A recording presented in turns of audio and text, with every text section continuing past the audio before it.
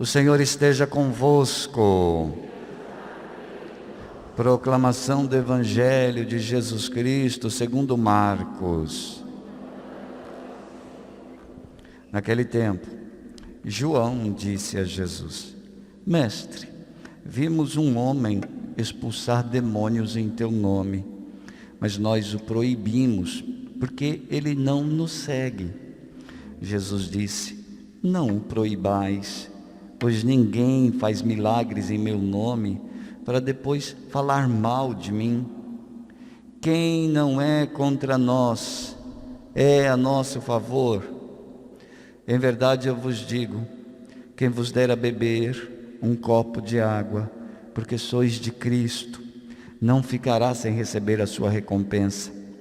E se alguém escandalizar um destes pequeninos que creem, melhor seria que fosse jogado no mar, com uma pedra de moinho amarrada ao pescoço. Se a tua mão te leva a pecar, corta. É melhor entrar na vida sem uma das mãos, do que tendo as duas, ir para o inferno, para o fogo que nunca se apaga. Se teu pé te leva a pecar, corta-o. É melhor entrar na vida sem um dos pés, do que tendo os dois, ser jogado no inferno.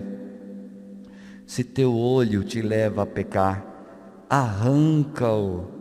É melhor entrar no reino de Deus com um olho só, do que tendo os dois, ser jogado no inferno, onde o verme deles não morre e o fogo não se apaga. Palavra da salvação. Glória a vós, Senhor.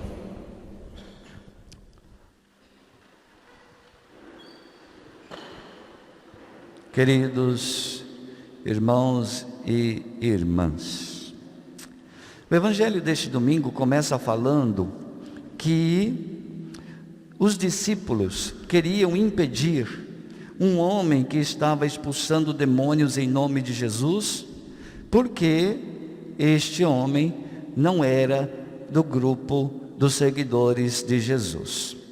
Então era uma pessoa que não pertencia ao grupo dos discípulos, que estava usando o nome de Jesus, isso na cabeça deles, né? Estava, como assim, usando o nome de Jesus para expulsar demônios, e nem pertence ao nosso grupo? Mas Jesus ensina que esse homem não deveria ser proibido, e diz: não proibais, pois ninguém faz milagres em meu nome para depois falar mal de mim. Quem não é contra nós é a nosso favor. O discípulo João e os outros discípulos, quando tentam proibir essa pessoa de fazer exorcismo, estão manifestando uma atitude de fechamento, de mentalidade fechada. Só porque este exorcismo estava sendo realizado por pessoas que não eram do grupo deles. Isso faz lembrar da primeira leitura, que fala que vieram reclamar para Moisés que tinham 2 homens profetizando. Vieram reclamar. E aí Josué, tomado por suposto zelo, sugere que Moisés devesse mandar aqueles homens que estavam profetizando se calarem, pois eles não tinham ido na tenda como todos os outros tinham ido à tenda. As duas leituras então mostram falta de tolerância com pessoas que supostamente estariam erradas, só porque eles não faziam parte do mesmo grupo.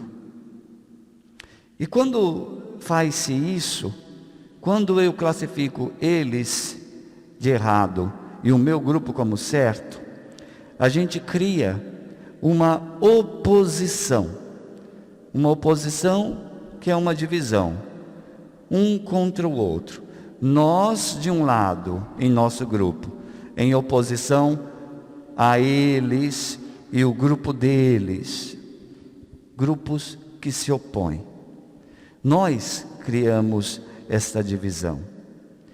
A intolerância se dá quando supõe-se que só o meu grupo está certo e que o grupo do outro está errado. As leituras nos ensinam que devemos olhar o bem que o outro está fazendo, independentemente se este outro pertence ou não pertence ao meu grupo. Isso se aplica especialmente até dentro da igreja, não só aos grupos de fora, às outras religiões, às outras igrejas, mas se aplica também dentro da igreja, porque às vezes a oposição entre grupos se dá dentro da igreja, a minha pastoral e a pastoral do outro. Então a palavra hoje nos ensina a olhar o bem que se está sendo feito, independente se esse outro pertence ou não pertence ao meu grupo. E Jesus vai além disso. Quem não é contra nós é a nosso favor. Todos. Com isso, Jesus ensina que nós não devemos considerar como opositores aqueles que estão praticando o bem e a verdade. Eles não são contra nós, eles estão a nosso favor. Então eles não são opositores. Jesus está ensinando que é preciso então reconhecer que o Espírito de Deus age fora dos nossos esqueminhas, fora das nossas divisões, dos nossos agrupamentos, das nossas categorizações e classificações. Deus é livre para agir, onde, como e quando quer. Ele é livre. Ele não fica preso dentro da nossa tenda, dentro do nosso grupinho religioso. Deus é soberano e Ele inspira homens e mulheres de boa vontade, basta que estejam abertos à sua luz. Ele inspira. Com isso, nos ensina a tolerância, ao invés da intransigência. A intransigência que diz, só eu que estou certo, só o meu grupo está com a verdade, os outros têm que calar a boca, eu tenho a razão. É preciso então se perguntar, eu tenho sido intransigente? Como se manifesta esse traço? Quando eu quero calar o outro, quando eu não deixo o outro se expressar, porque só eu estou certo, porque o outro é diferente, eu não quero ouvir, eu não quero saber. Às vezes tem até verdade naquilo que o outro diferente está propondo, mas eu não quero ouvir. Eu tenho sido então intransigente, procurado calar o outro que age diferente de mim? Ou eu tenho sido tolerante com aquilo que é diferente e que é verdadeiro? Ou eu me nego, mais grave ainda, né? Eu me nego a enxergar a verdade do outro, porque os meus olhos já estão fechados pela intransigência. Mas observemos agora a segunda parte do Evangelho. São duas partes importantes. Vamos para a segunda. Essa segunda parte do Evangelho nós poderíamos chamar de Evangelho do corte. Corte, de cortar. O que o Evangelho está mandando cortar? Primeiro, Jesus diz que é preciso cortar o que é motivo de escândalo. Versículo 42. Se alguém escandalizar um desses pequeninos que creem, então, a questão aqui é a fé. Se alguém escandalizar um desses pequeninos que creem, melhor seria que fosse jogado no mar com uma pedra de moinho amarrada ao pescoço. Imaginou a cena? A palavra escândalo, se alguém escandalizar, a palavra escândalo no texto bíblico significa aquilo que faz cair, no sentido de fazer o outro perder a fé.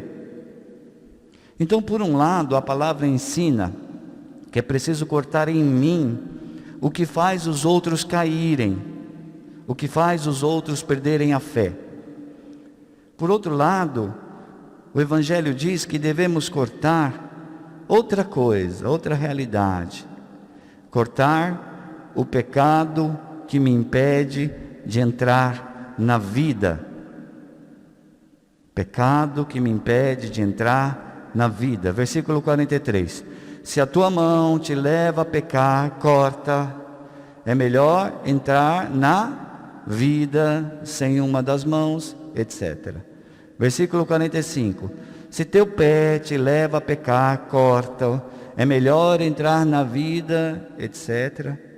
E versículo 47. Se teu olho te leva a pecar, arranca. É melhor entrar no reino com um olho só. E assim continua o texto. Então o texto, esses 3 versículos, ele relaciona o pecado com aquilo que impede de entrar na vida. Só que este vida aqui é V maiúsculo. Que vida então nós estamos falando? Que vida é essa com V maiúsculo?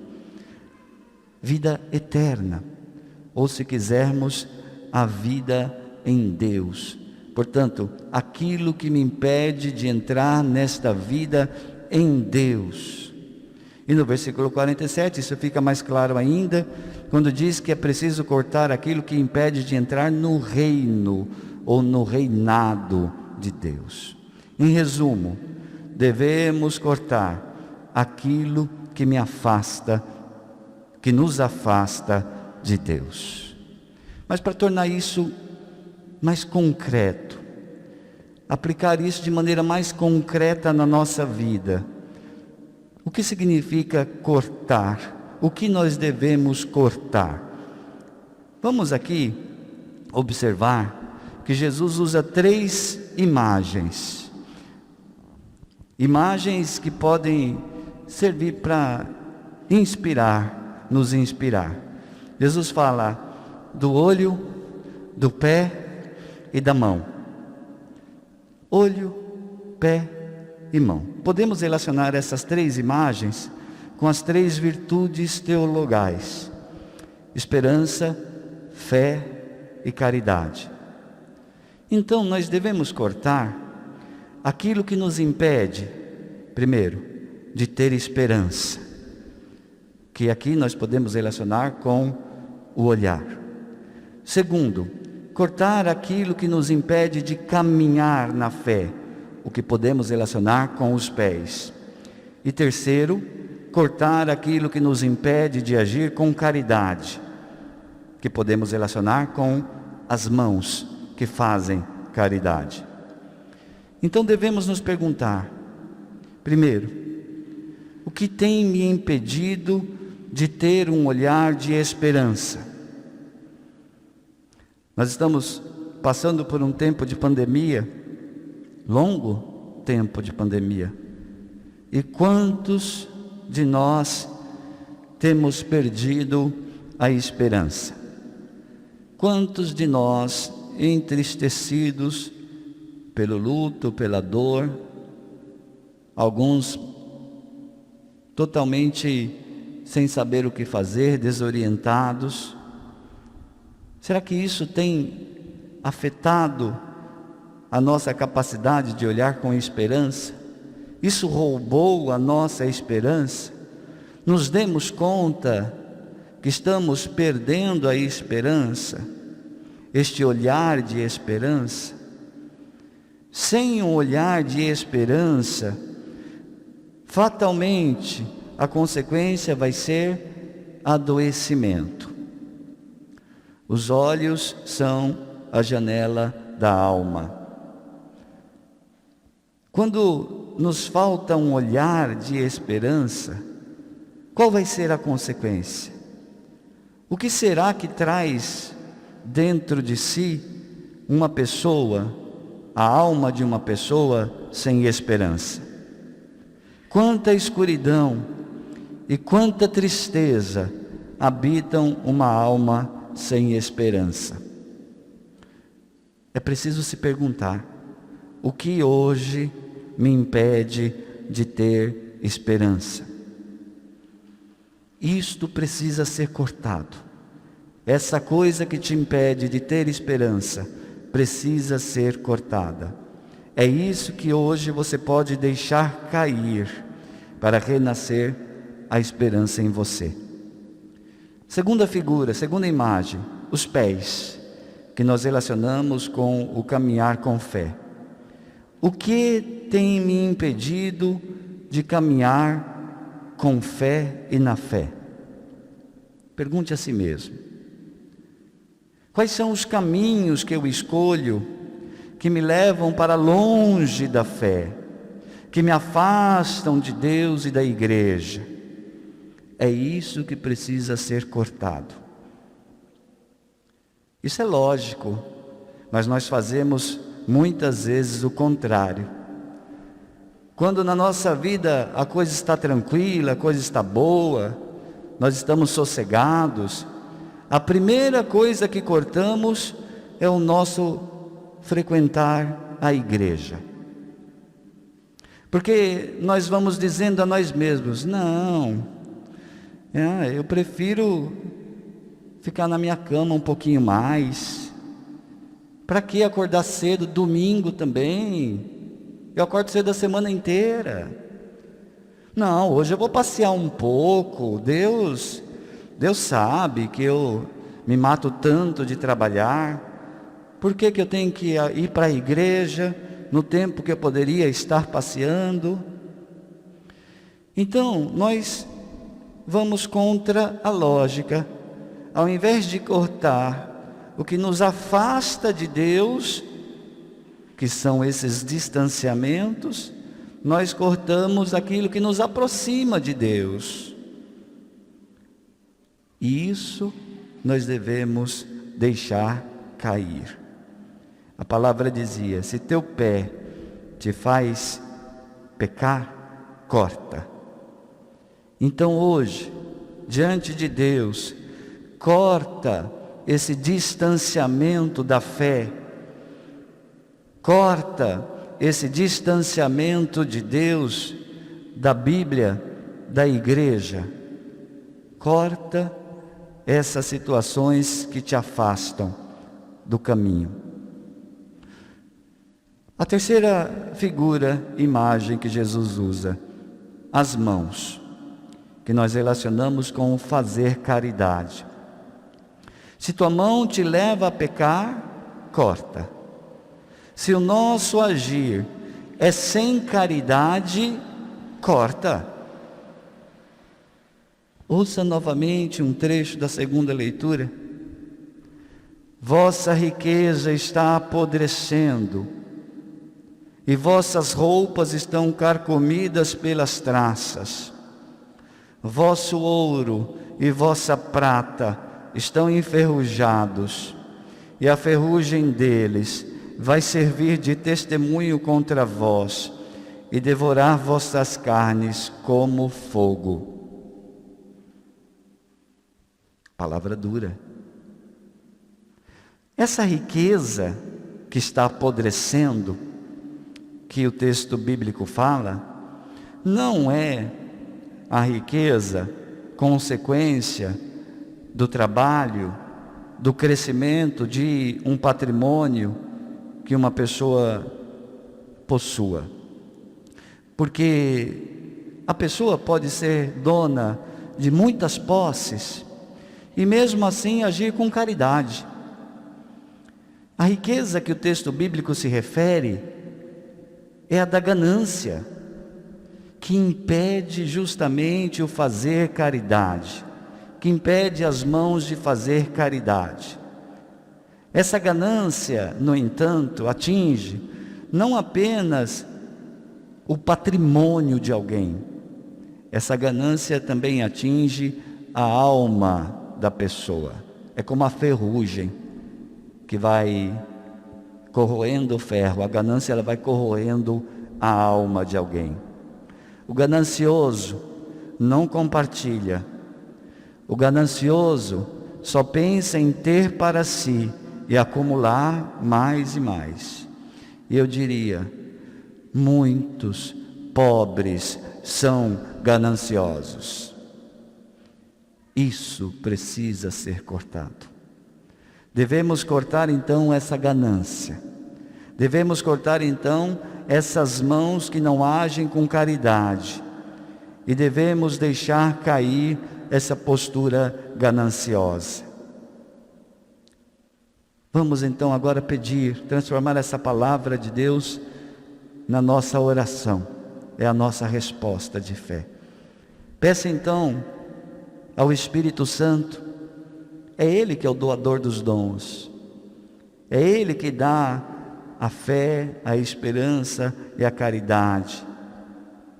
Então peçamos que o Espírito Santo nos encha com a sua virtude, e de tal modo sejamos revestidos da esperança, que isso transforme o nosso olhar, que isso transforme a nossa relação com as outras pessoas, que isso transforme a nossa tristeza em alegria. Peçamos que Ele nos encha de fé, para que os nossos pés caminhem com firmeza, sem se desviar nesse caminho de fé. E por fim, peçamos que o Espírito Santo inflame o nosso coração com o dom do amor, caridade, para que as nossas mãos não cessem de produzir gestos de amor, gestos de acolhida, gestos de tolerância, gestos de fraternidade. O Espírito Santo nos encha e nos transforme com os seus dons.